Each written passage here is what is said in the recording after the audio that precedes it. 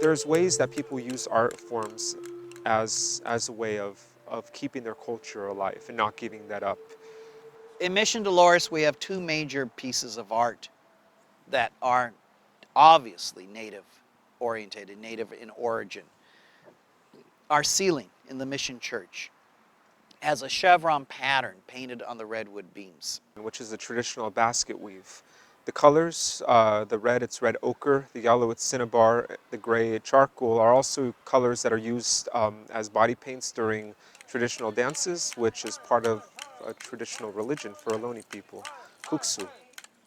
There's another 1816 drawing by this man from France or Germany. His name is Louis Choris.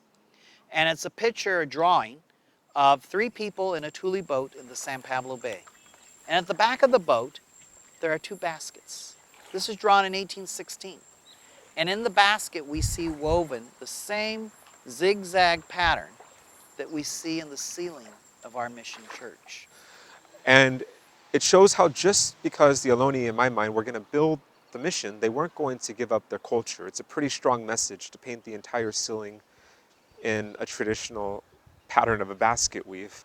Because it's the only part of the room that doesn't look Catholic, that doesn't look Christian, that doesn't look European. The ceiling is very traditional Ohlone imagery. Behind our wooden altar, our Baroque altar, which is one of our claims to fame here, arrives from Mexico in 1797. It's in much need of conservation or restoration, but it is a unique piece of art.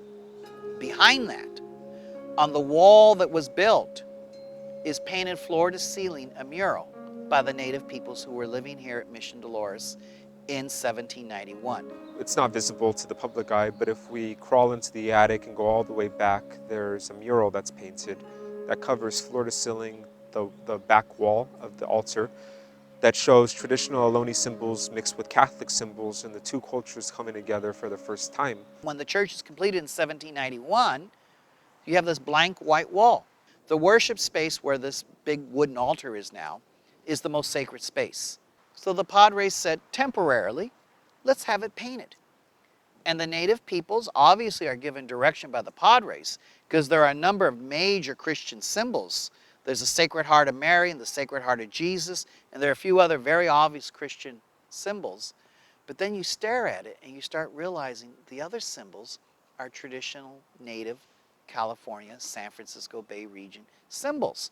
And a lot of the symbols on the mural match perfectly with petroglyphs that we have throughout the East Bay.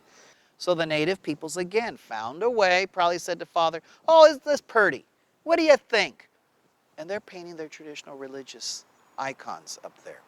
And they're saved for us. They're still there behind the wooden altar. Because it's protected, they're there for when the time comes that the funding is available to reveal them again. Hopefully on our new smartphone application, using modern fiber optics, we'll be able to photograph the entire wall behind and then be able to reveal it through the magic of digital imaging. That's one example. At Mission San Miguel, it's another good example. The Salinan people etched in religious icons into the mission walls themselves.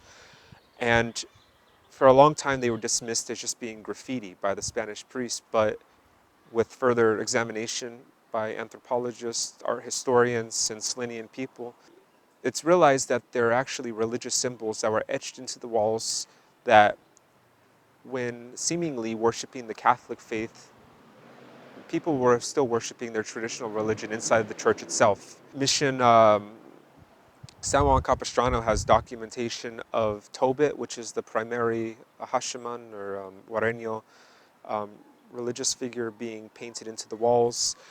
Mission Santa Cruz, there's a watercolor of the entire ceiling before it was destroyed in an earthquake, being painted in the same basket weave, the Ohlone basket weave, as Mission Dolores is, a very similar one.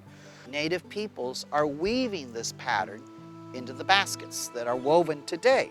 It would have been easier in some ways just to simply paint Spanish designs into the building. But people were factoring in their own religious symbols. They were factoring in their own cultural symbols to make sure that their culture kept going. And in some cases, that also kept their religion alive as well.